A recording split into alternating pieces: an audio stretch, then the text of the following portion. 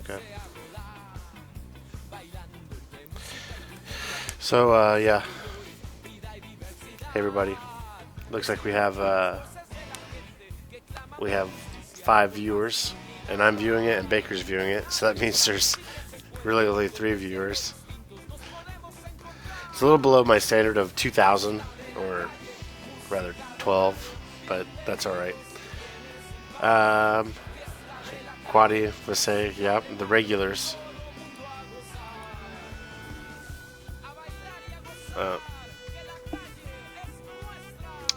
Uh, so yeah, so it's been a little bit since I've done a programming live stream. I was pretty sick, like well, 3 or 4 days last week. Not very much fun. And then the week before, I actually just forgot and pushed it off to the week that I got sick. So that's no good. Anyway, so today we're gonna go over a few things real quick. Probably things that aren't terribly interesting, but we shall see. Actually, right now we're just looking at my Trello, which is sort of what we use to track tasks. So things that have changed since build 4.2. So one of the things that have changed is we added in a build tracker, and I'll go over this really quick since this is rather boring. But considering normal circumstances, boot the game, everything's fine, happy. Basically the idea is we needed a way to let people know that there was a new version of the game available, just in general. Because some people check the forums, a lot of people don't. Some people check Twitter, a lot of people don't. You would think almost everyone would get the Kickstarter updates, except for pre-order people. But now that we have pre-order people, that's no good for them unless they do check it, which some of them probably do. So anyways, we would just want to make a little non-invasive way to update people and let them know that there's a new build available. So here we have this pretty slick web interface. And you'll notice that I put in 4.2 and 4.3, and actually have 4.4, build 4.4 in here right now. And I don't know if you guys saw, but when I ran the game, it was 4.3. So if I toggle this on, I'm going to make build 4.4 valid. Next time I run the game, it's going to say, hey, guess what? New build available. So that's pretty cool, pretty handy.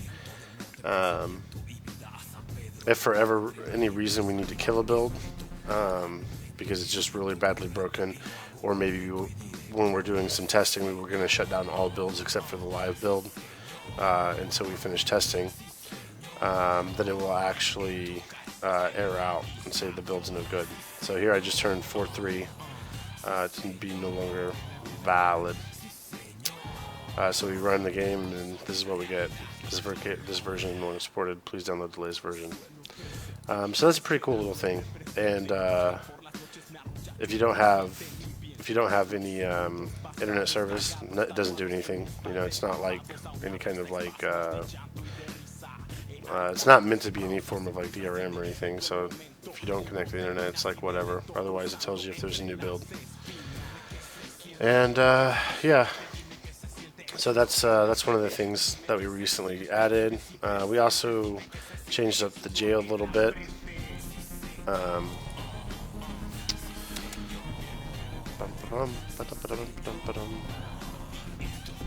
So previously, we had this one big room. So now the jail, well, actually there are 2 rooms, and this top one was really big. And we split that one up into three rooms now, and there will actually be a couple more. And these side rooms aren't actually finished yet. But if you're really super creative, you might be able to hazard a guess as to what they're going to be or be related to anyways, just by counting them. So we did that. Also did some work on some fog effects and stuff, but I'm not going to show those right now because we got to work on some performance stuff with those. Pretty brutal. I've been spending a lot of time working on inventory items and weapons, which is sort of this big overarching task. So you probably noticed that the HUD, the inventory HUD elements are back in at the bottom left. I turned off a lot of stuff for right now that's not working. But one of the things that was way more of a pain to turn off than just leave as is are the temporary weapons.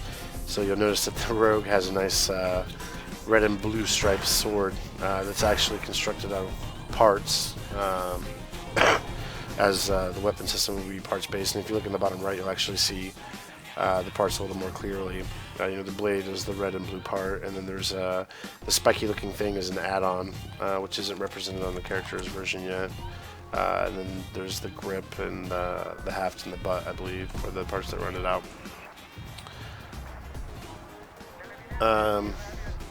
So the other thing, so we fixed a couple bugs, not a big deal.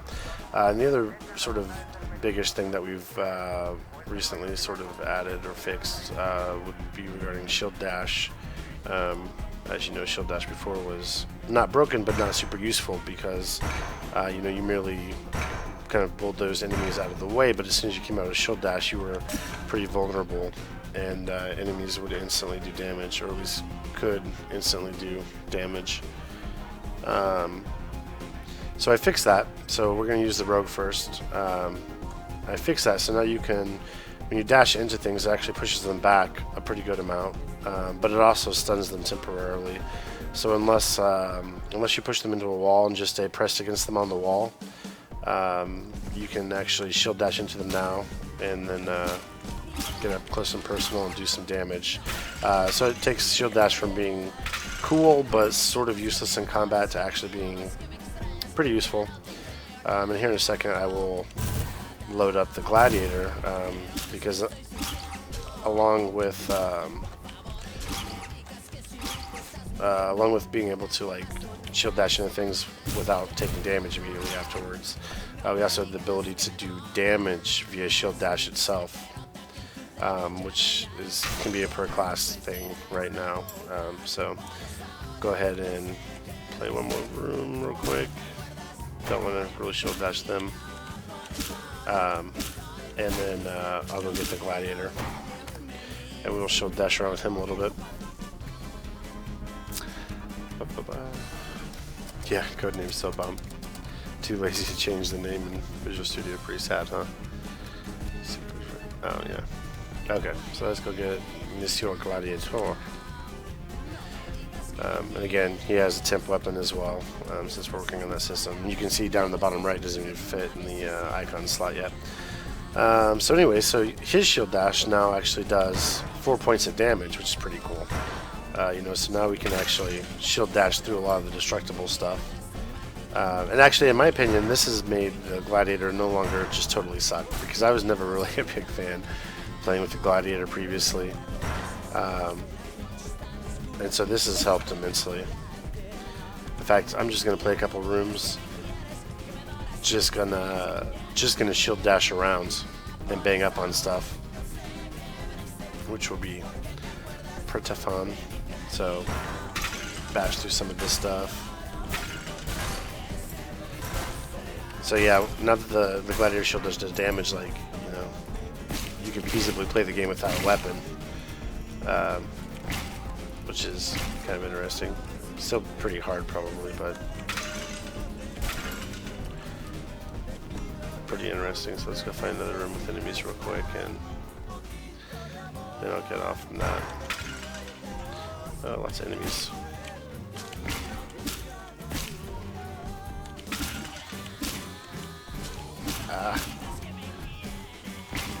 The bad thing about shield dash is, once you're in it, you're committed to it. So if you can shield dash an enemy and then find yourself in the midst of a bunch of enemies when you come out of shield dash, and not a particularly great situation. But so yeah, so there's some of the shield dash changes.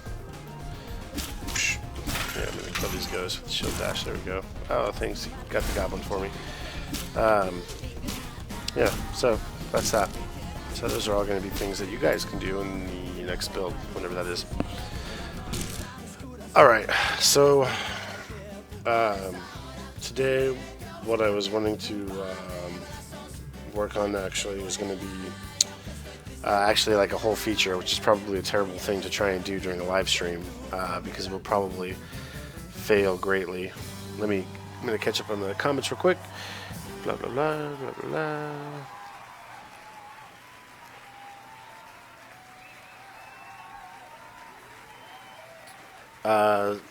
So asking about items from pre-alpha. I don't know if any of those specific items are going to be in, but items are coming pretty soon. And really, it's a lot more than what was in the pre-alpha because now it's the entire randomization system between weapons and items, which is maddeningly complex. But I think it's going to be pretty cool if we can ever totally get it finished. But I mean, to give you an idea, I actually have some of the sheets open. So this is just like the beginning of some of the effects that can happen. Basically, an effect can be enacted by an item or a spell. And some effects can even be on weapons, active or passive. But this will, if you can read, which I don't know how the quality is coming through, but if you're able to read it, then actually let me look at. Oh yeah, it looks pretty good quality-wise. Yeah, so lots of things coming. Here's some ideas of some of the properties. Gonna slowly scroll through. But yeah, so you can see that we were getting all the database stuff lined up to get these ready to roll. So still some things that we have to finish out, but a lot of things in place, good to go.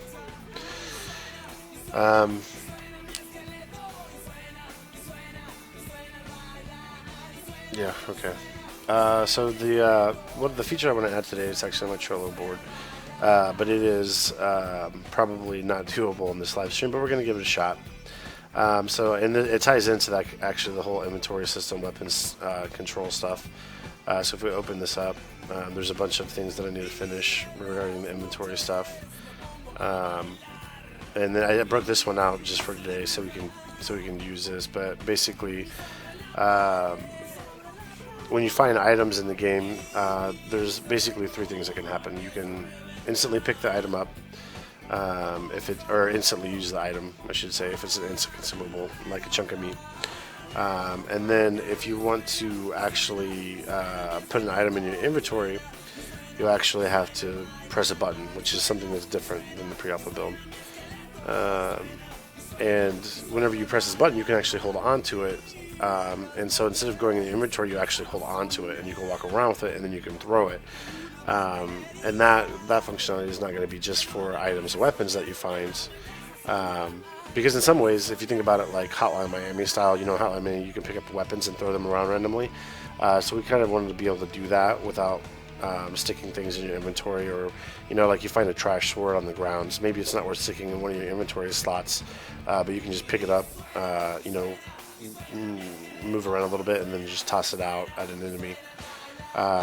But it's not just going to be items and weapons. Basically, any small objects could potentially be pickable, uppable, holdable, throwable. Like channeling Spelunky in that vein, to some degree. So that's what I'm going to work on, and I've done a couple of things in advance, and sort of preparing for this, but there's still a pretty significant amount of work to be done. So, without further ado, let us dive into it. So I'm going to open up the general object sheet, and I'm actually going to start with the objects just because I think it's going to be a little bit easier. And what I want to do here is actually add a new property. Probably gonna add it here. And this property is going to be basically pickup, I guess.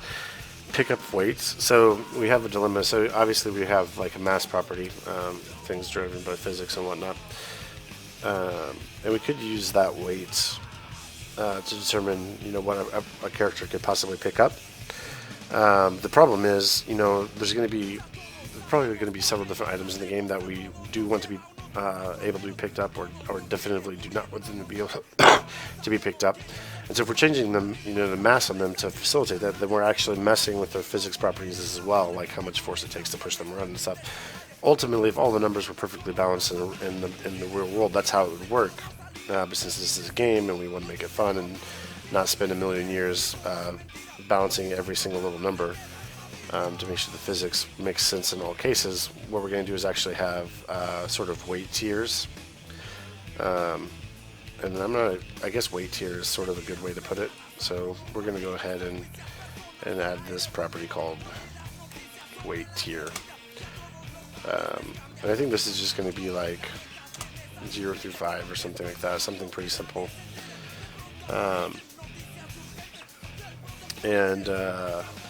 Basically, just to make sure I don't totally break the game, I'm actually going to make everything like have the highest weight tier to start with. Let's just go ahead and make it 5. I think 0 to 5 is enough degradation. And then I'm just going to pick a couple things that I want to be pickable, upable. So I think we're going to do the jar, the clay pot, and the small clay pot. That makes sense. So what I want to do is I'm going to make the small clay pot pickable, upable at 1 tier, and the big jar at 2.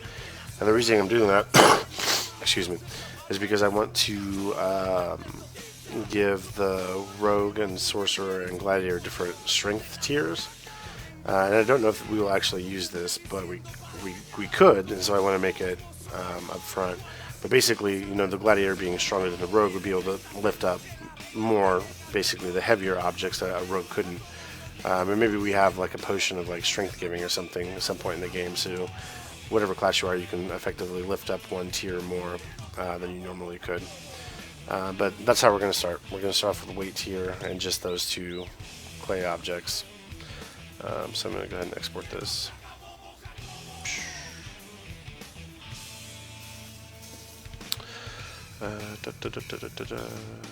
Objects. And since we're in the data sheets, I'm going to go ahead and add the character property that we need for this as well. Yeah, I think I'm going to add it. Here. Just so I don't forget to do this. I'm just going to call this lifting tier, even though that's sort of a stupid name.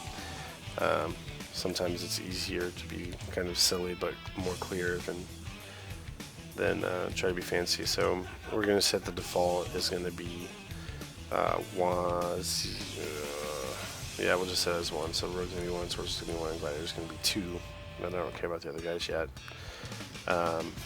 And we're going to make the jailer specifically 0, just to make sure that you can't go around as a jailer picking up stuff and causing God knows what kinds of bugs. So download this sheet. It's not available. Have you tried Name.com? Friendly people await your visit with groovy tools and dozens of domain extensions, including .net. That's right, friend. .net is popular. So I'm just reading through the comments as Google Docs takes forever to export. .net, powered by VeriSign and available at Name.com. Alright, so character sheet. Save that. Alright. So now we actually just need to add those properties into the relevant areas. So we're actually going to keep this one. So we're just going to add it in here.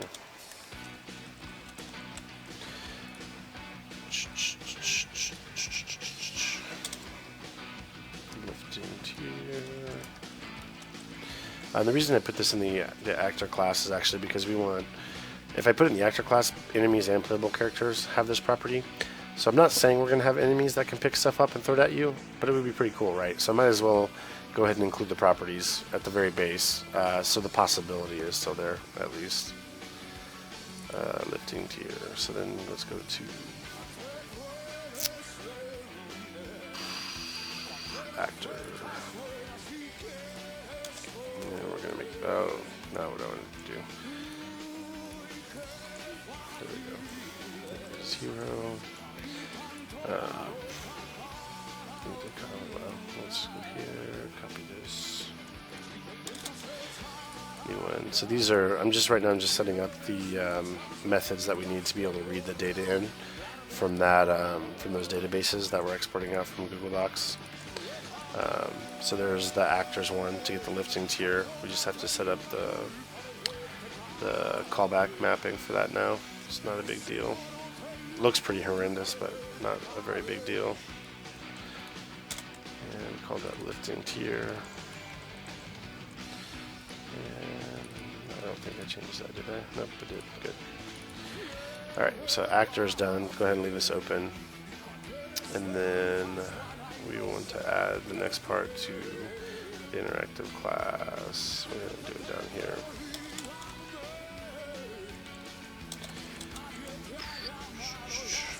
You know, now that I'm thinking about it, it might have been good to actually include lifting here in the interactive level as well.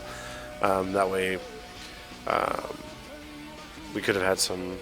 We might use the lifting property for like some sort of not elevator, but some sort of like rising thing, be it a trap or some kind of switch, something. But anyways, not that important.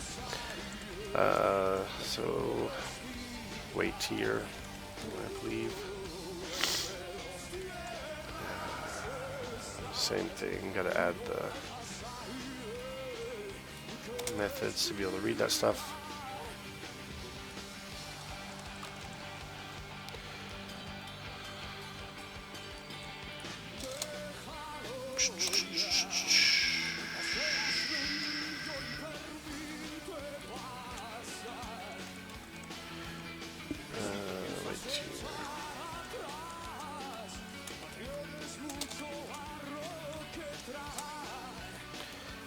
Space it, please. Okay.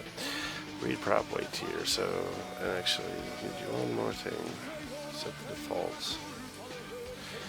And normally I think we probably set this default to 0, but we'll go ahead and set to 5 for now, just cause. Actually, did I do that for this one? Yep, good. So there's that, there's that. So one more thing to do.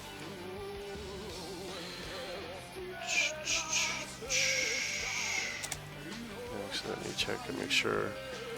What did I call that? Yeah, weight tier.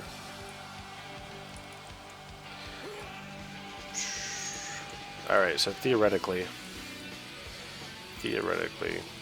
we can now read all of that data, those two new data types.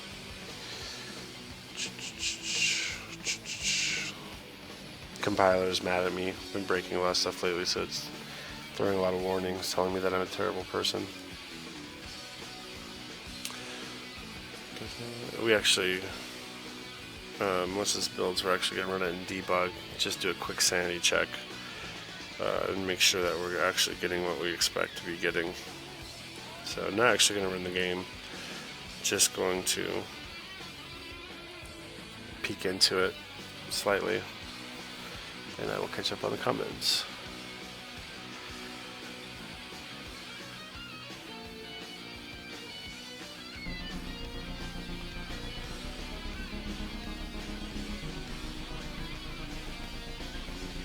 No real questions, good.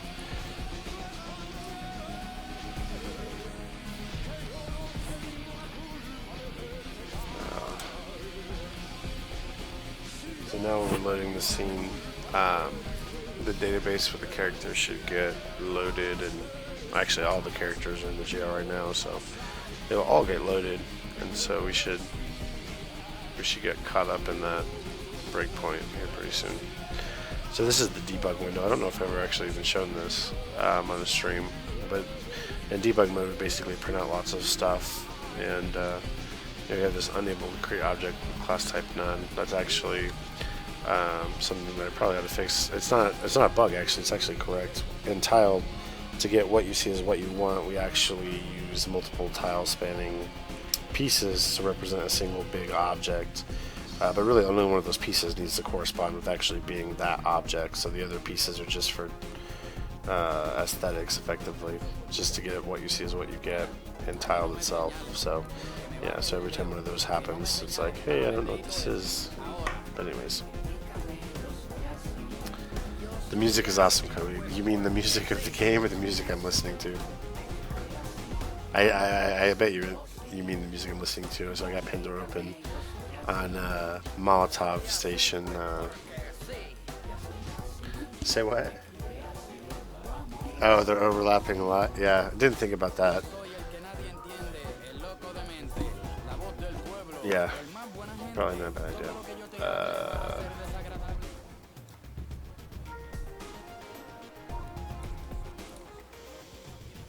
both. Glad for punishment. Yeah, the bad thing about waiting, so debug mode takes forever to load a big scene, mostly because it's doing a ton of error checking and cross-referencing, which is why it's able to, print out nice, handy things like this.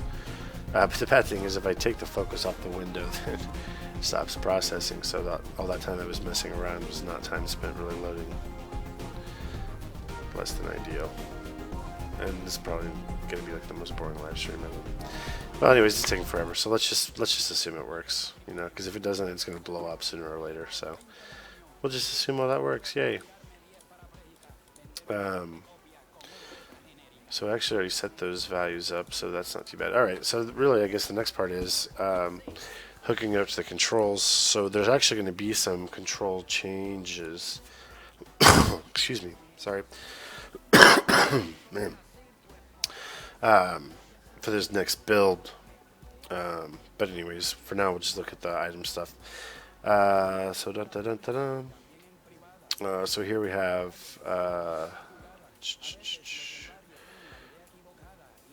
pickup, which is really what we want to do right now.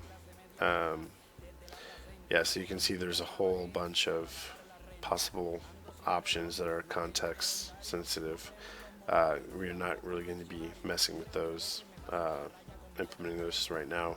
We're actually just going to do pick up and hold. And actually,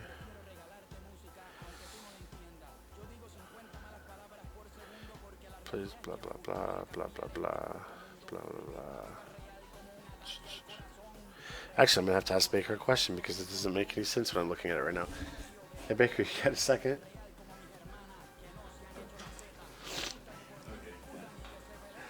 I haven't looked at it in a while, so I'll put this back on.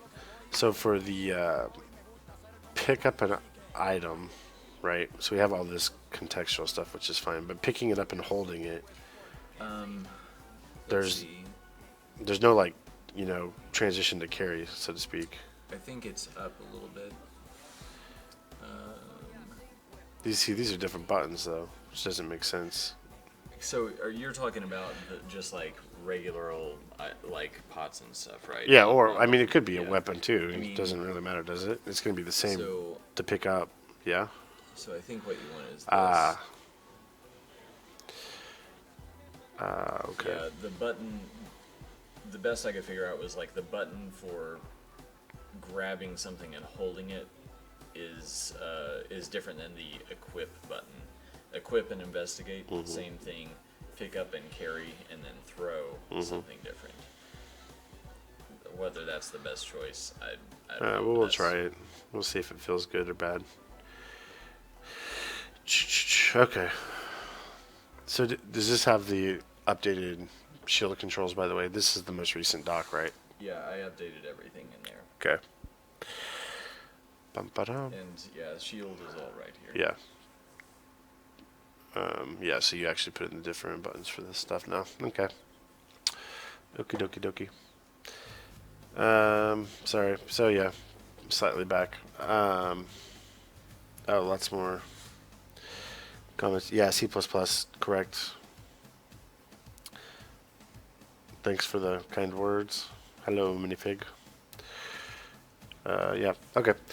So basically, yeah, so you can actually see over here there's going to be some changes to the way that the shield functions operate.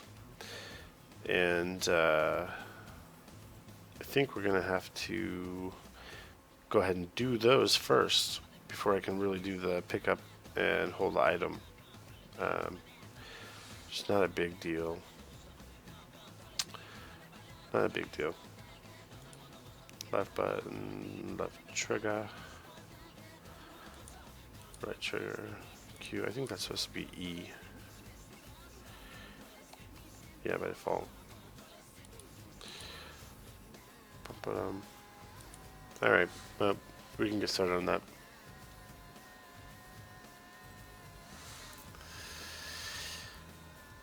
Lots of comments, but Faye's got everything under control. Cool. Thanks, Faye. You're a lifesaver. All right. So we're going to change the controls for Shield Dash. So I'm going to bring up the game as it is right now, just for anybody watching who hasn't played, and walk through the controls really quick. Show what's good about them and what's not good about them at the moment.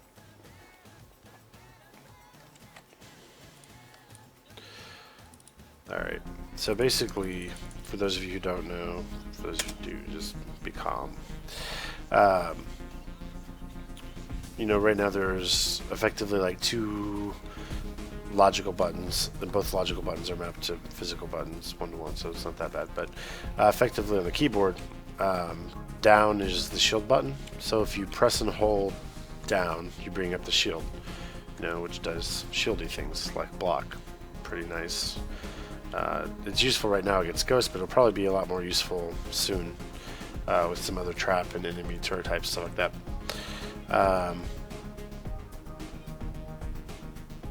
And the other things that you can do the shield button. So if you are not moving and you press down and release it quickly, so you're not holding it. So holding, defend, but just quickly release, your character sort of jumps back.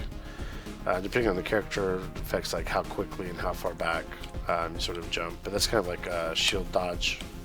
That's what we're calling it, I believe. And then if you're moving and you just tap the down button, the shield button, you actually dodge, which is what I was showing at the very beginning of the stream.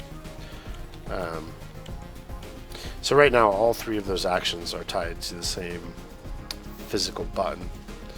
And we're going to break that apart, sounds like, which is fine to me. Okay. The bad thing about doing the controls is you have to do it for controller and keyboard, two places at once, but it's not the end of the world, fortunately. So we're going to come down here, and the contextual controls for the shield are actually I'm going to make sure I commit real quick, because if I totally break this, I'm going to be able to roll back. I have no idea what I really changed in that little bit. Oh, no, I did. Yeah, I added the lifting tier and weight tier properties. So she'll commit that. This way, if I totally screw up the controls, I can quickly revert back at the end of the stream and be done with it. But all right. So we're gonna mess with the keyboard controls first, and so this is going to be a little bit trickier because you can see right here we have, you know, the game data, or the controls are already set up to be remappable. So right now you can't do that, but we're not checking for physical keys right here directly. We're indirectly checking physical keys, so we already have this mapping in place. It's just the mapping happens to be hard coded. It's not reading it from an external file yet. That's on my Trello board somewhere, though. I think somewhere. Trello, yeah. Remappable controls. See, there it is. Told you. But right now we have like logical action for defends getting translated into all three of those actions we were showing earlier. So now we're going to have to split that apart. The first thing we're going to need to do is go look at this. We're going to have to add a couple more logical slots. So not a big deal. We're just going to call this the dodge button, and we're going to call the other one the dash button. And this right here, these are all of the logical controls that have to be mapped to physical controls. So these are all the things that you'll be able to remap in the remappable control config.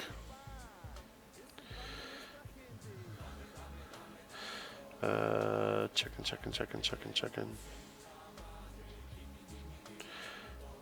Okay, looks like it's pretty good. So I need to go over here and actually set a default for that. So right now we have a dodge and dash. And we're going to make dodge Q and dash E. Yeah. I have item being Q and E, but we're going to change those. I don't know what we're going to change them to yet, but it doesn't really matter. Just going to make them R and T temporarily, because those are going to get changed, I'm pretty sure. Okay. So it added the logical buttons. Now we have to redo this stuff, which is really just going to be a copy paste job. Not terrible by any stretch of the imagination. Dun, dun, dun. One thing I wanted to check up here for sanity. Yeah, okay, good. Alright, so if defend, yeah, start defend. Well, let's just do dash first. Should have left that file open. Or dodge, that works. So I guess now, since we're splitting it up, we can do it on the key or the button just being down. You know, before it was all context sensitive, but now we don't have to do it that way. So that this is actually going to be pretty easy, which is fortunate.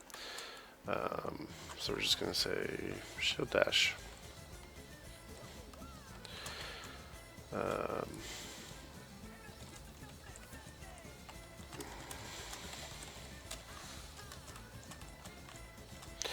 Just copy, way easier. And that's going to be dash.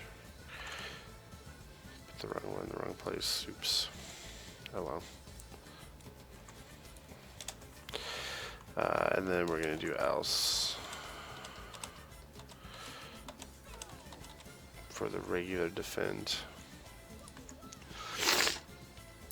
So we actually have to add these functions to the character class, not a big deal.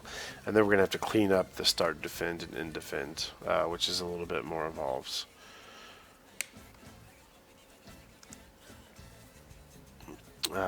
More questions.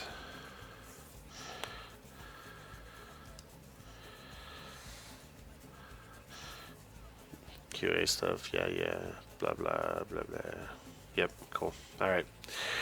So onward. I think this is all going to work.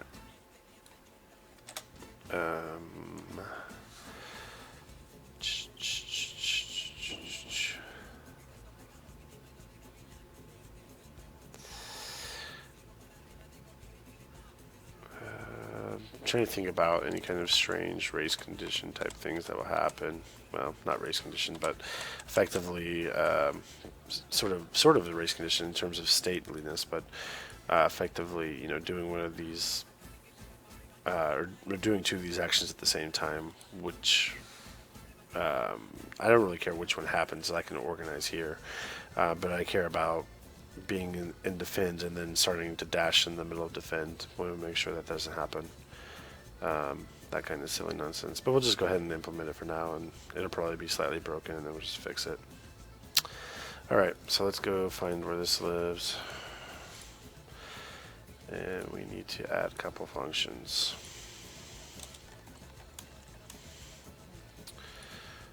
Shield dash and shield dodge. Easy enough.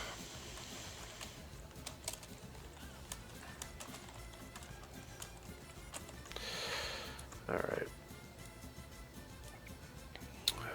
So start defense, and like I said, we're gonna have to clean these up a lot, but that's okay.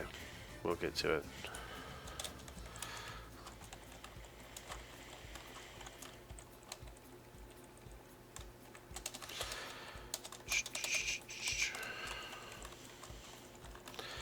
What we're actually going to do is we're going to leave the main defense, the original defense functions for now. So you'll still be able to engage, dodge, and dash from them. We're just going to test the new ones and see what kind of heinous problems that involves. So normally, So shield dodge and shield dash get invoked whenever we call end defend, because originally here we're saying, hey, is this key just down on this? Since the last time I checked, is the key been pressed? Yes, okay. And then down here we're saying, hey, if this key is not pressed anymore and the character is defending, then we want to cancel the defend. And that is where we have the logic that it says, hey, what am I actually doing? So we're passing in, is the character moving, which is used to determine between shield dash and back jump.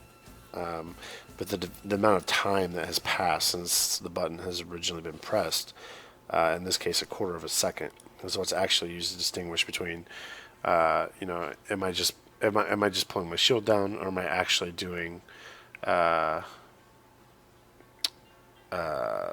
of these actions?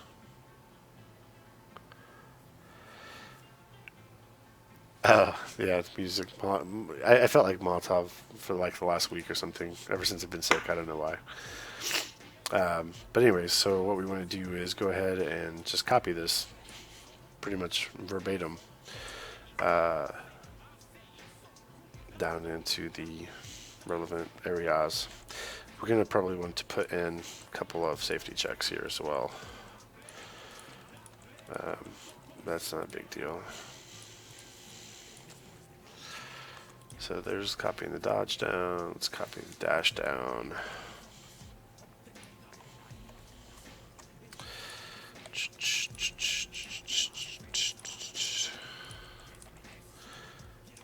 All right. So there we go. So copy the dodge down, copy the dash down. And then let's look at what we have up here. So I think to be able to do either one of those things, well, I guess you could be defending and go into dash. That would make sense, I think, right? Or be defending and then perform the jump. Yeah, that probably makes sense, I think. So we're probably going to do the opposite. If the action is before any of these, then we're going to invalidate. I think that makes the most sense. Again, most of this is subject to a lot of testing. This is actually a fairly decent sized control scheme change. Most control scheme changes are just changing the button that something maps to. But since we had so many different actions mapped to a single button and now splitting those out across multiple buttons, it is quite a bit more involved. But yeah, that looks right. So we'll leave that as is. So theoretically, shield dash and shield dodge will now be tied to the respective physical controls on the keyboard. And again, the basic shield button will still be able to invoke these. We have to go through and clean that all up. So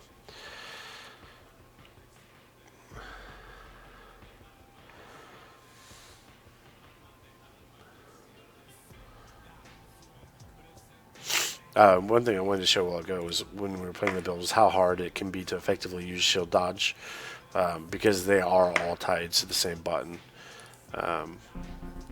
Effectively, it's pretty difficult to pull off, not only when you want, but exactly how you want. Yeah, that doesn't matter. So let's go see if it does truly work. Alright, so we're going to try out Q real quick. It should be back dodge. Yep, looks like it works. E dash.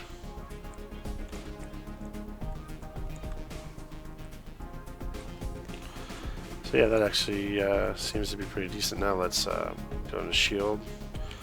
Yeah, so if you get your shield up and you jump back, then the shield goes down. So not necessarily an intended effect, but kind of okay. If you get your shield up, you can go to the dash as well. So somewhat surprisingly, that actually works pretty much out of the box. The only thing I have to fix now is just take out the yeah, see, that's just using the down button, so you can still use it to get the context of the version. So we'll just take that out, and then I think it actually works, sort of miraculous in a way. So let's just do that.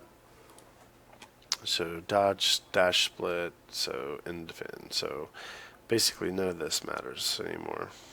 Don't care about a quick tap. Dies. Then the last thing I want to do is just double check that this is all good. And I think this was, yeah, so this does look good. Yeah, pretty much. Okay. So yeah, sweet. I think that works. Now we just need to do the same thing for controller support. So we shall goes up here. Let's go see what the listed controls are on the pad. So LB is going to be defend now, no problem. LB being the left bumper. So we're going to leave that as is. And how did I set this up down here? FFF, okay. Where did they go? There we are. So we'll go ahead and copy this twice. Add in the requisite else's. So the logic flow is correct. And then go back here and look at the controls. So left button. So dodge is the left trigger. Alright. Let's go look at this. Go to declaration. Yeah, good left trigger. So I don't know if you guys know this, but the triggers on a 360 controller are analog. So you get a value between typically -1 and 1 or 0 and 1. I actually can't even remember at the moment. Instead of a yes, no, true, false digital or binary state from a typical button. So we actually have to do a numerical comparison for the triggers. I think that was for dodge. Yes, yes, dodge. So that becomes shield dodge. And then we would basically do the same thing, but use the right trigger for shield dash.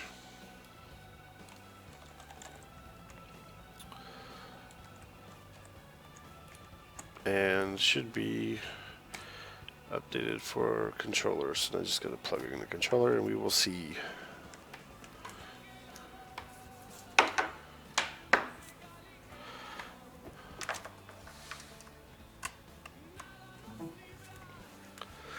Excuse me.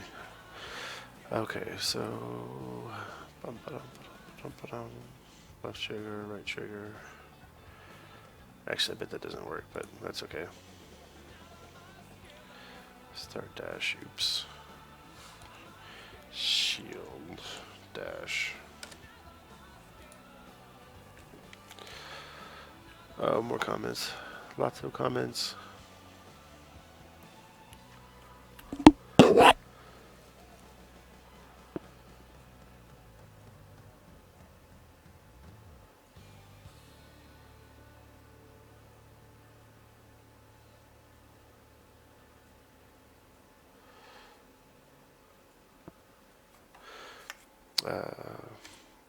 Assume that was a link error. Yep, okay. So let's test out dash and dodge on the controller.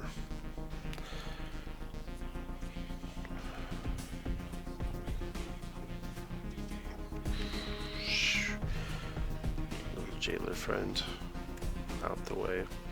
Alright, so left bumper is start, defend, and defend. So that does indeed work. That's not a surprise. That's the easier to do. And yeah. Okay, the triggers don't work. And I believe that's because I'm way outside their range. Or not way outside, but slightly out of their range. Because yeah, I think they're getting clamped to 1. Which I think somebody in the Twitch thread actually said that. I want to go look just to be sure. And of course I didn't put any comments in. Which makes perfect sense. But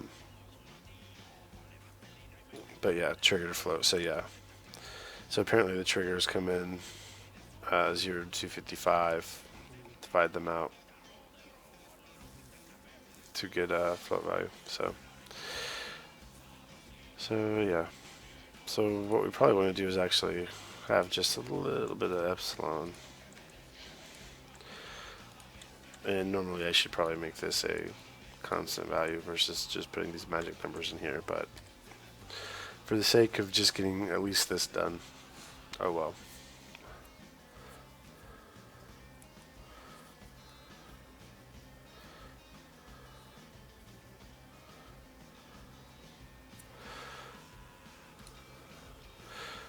So now we'll give it a whirl.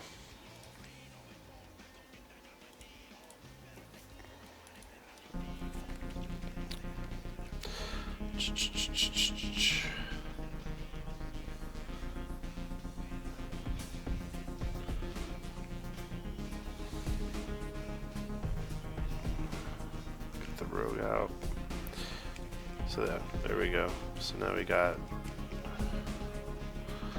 It's actually way easier to control with the controller, interestingly enough, because you have the sort of fluid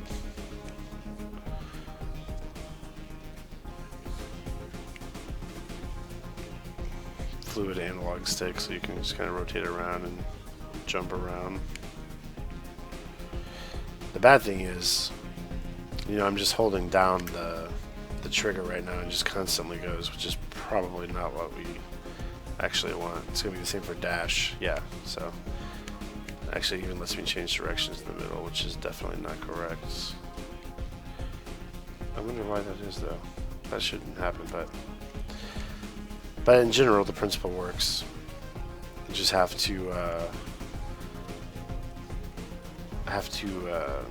check to make sure the triggers aren't being depressed. Of course, if you like actually program with a 360 controller on Windows and you don't use X input, the right and left triggers actually get reported as a single axis.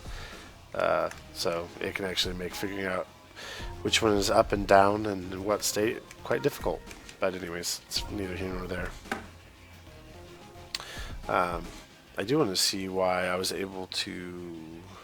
I bet I was changing directions in between. I bet I was changing directions in between the dashes ever so briefly. Yeah, that's what was happening. So yeah, so I have to add in some extra code to finagle with the triggers to actually get them to work like we want. But I don't think it would be too bad. So back to. Report software piracy today at nopiracy.org, and you can be eligible to receive a cash reward. Do good. Report piracy. Get paid. Click to visit nopiracy.org now. Discussion about optimal control schemes sounds like.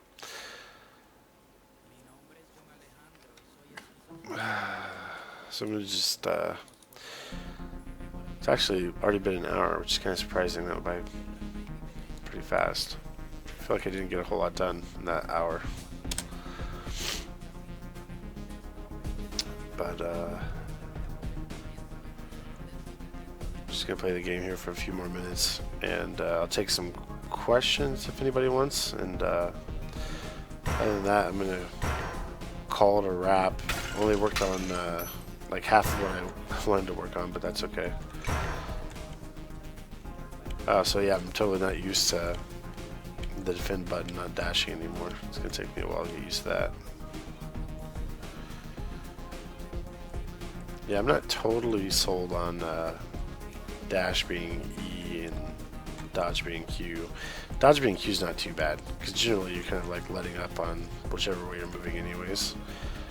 But on dash, it's sort of awkward to use E, in my opinion. Not terrible, but yeah. I can make a space bar.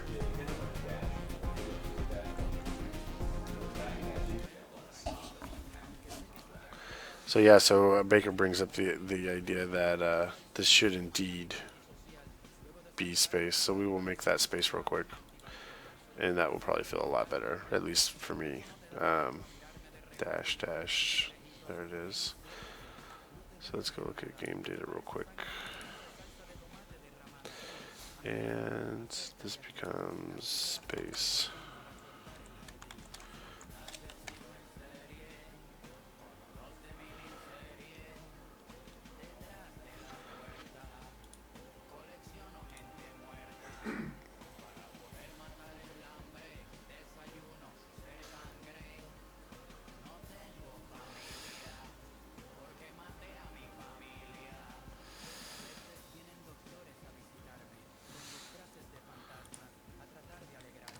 Alright, so let's load it up.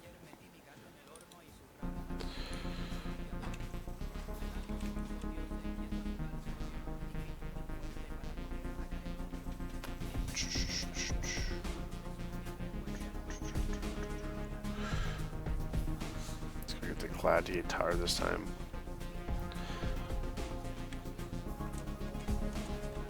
Yeah, so space much easier in all directions. The dash. And you know, Q for back doesn't seem to be too bad because you know what I wanted to do is sort of like arresting momentum, and of course he doesn't get out of the way very far, so it's not super optimal for him anyway. But yeah, I think that's gonna work.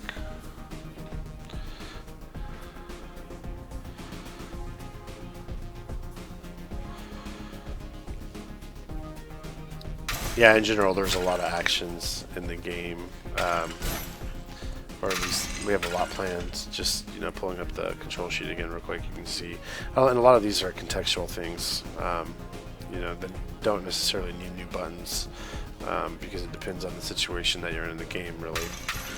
But then other things do. See, I like playing the Gladiator now, just barreling through things. Not even gonna swing that. I think he's got an axe right now. Yeah, maybe gonna swing the axe.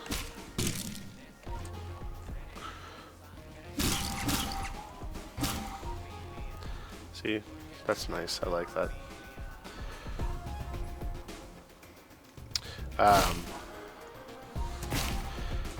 Will there be things like keys? Yeah, there'll be keys, but keys don't take up inventory slots. Keys are like the one thing that you can basically carry infinite of that don't take up an inventory slot. We talked about having a key ring that takes up an inventory slot, and then letting you have infinite on the key ring as long as you have the key ring in inventory. But ultimately, there's like some of the puzzle stuff we want to do just totally gets broken if we don't allow the player to have as many keys as possible. Plus, it makes the I can get through that. It takes damage to get through those, but I still can. And I totally forgot what I was saying, but anyways, yeah, keys are things that you pick up, but you can have as many of them as you can carry, which is infinite, so yay. Ouch. But yeah, so yeah, with the Gladiator doing damage on their shield dash, if you're not totally stupid with it anyways, I think you could get through at least the whole first zone without using any weapons. Yeah, still 5 slots for the inventory. How long did it take to build your engine? Well, it's been like in development with the game basically simultaneously, and before that, it probably had like 2 months of like full-time work before we ever started messing with the game. And then since it's been hand in hand. For example, if we look at the SVN logs, so this is actually the second Delver's Drop repo. After the Kickstarter, things were really, really hacky, messy, duct taped together to get to the Kickstarter. So after that, we started with a fresh repo and started porting over just the stuff we needed to clean up and whatever. But this repo is going to have. This might be a bad idea. It doesn't have very much history stored. Yeah. I guess it doesn't have that much local history stored anymore. But anyways, you can see, since basically April, so April, May, June, July, August, so however many months that is, we're up to like revision 928 on the game repo and on the engine repo. I still make commits to it every single day. So it's not even finished, basically. As we go with the game, I add stuff that needs to be added and whatnot. But it's at 371 revisions.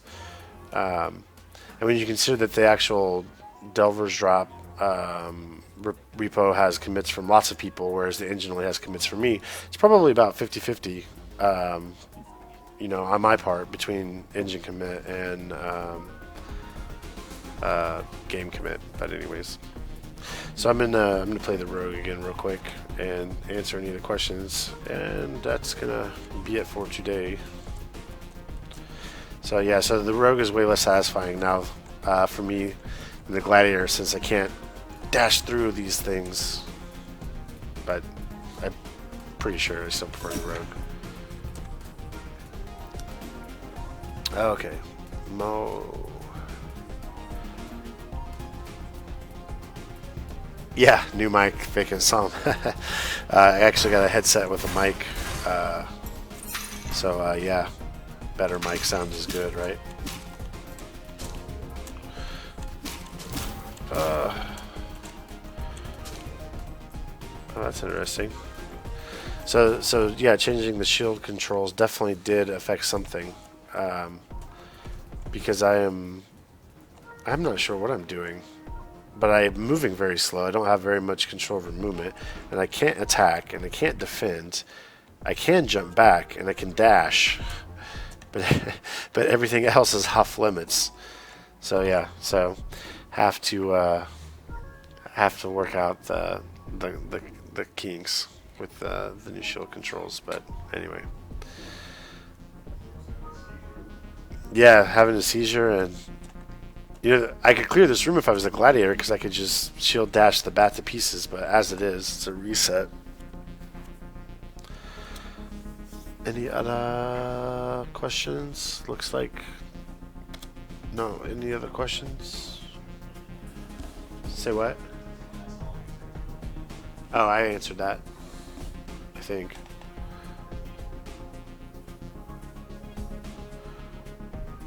I missed the double tap comment though, and yeah, I would be cool with that too. Double tap is cool by me. That's actually, it's if you tie it to on the keyboard WASD or arrow keys or whatever your movement preference is, then it becomes really intuitive in my opinion. On the controller, that's less intuitive with an analog stick though. Of course, I'm sure you're talking about it in reference to having a button, which alleviates the issue. So, okay, well, I am going to let you all. Oh, one more question. DC game done? I mean, it really depends on how well the game does. We'll basically make content for it as long as we are able to, which is basically as long as we're still selling some copies and people like the game. One of the things that we definitely are doing or want to do more of or whatever is support user mods as well. We actually have an intern in office who is writing up a whole bunch of documentation about the modding stuff, both for like our own internal purposes to help people stay up to speed, but also for the public at large. So you're welcome to say, okay, well, that's it. I will catch you all in a couple weeks, if not sooner. See ya.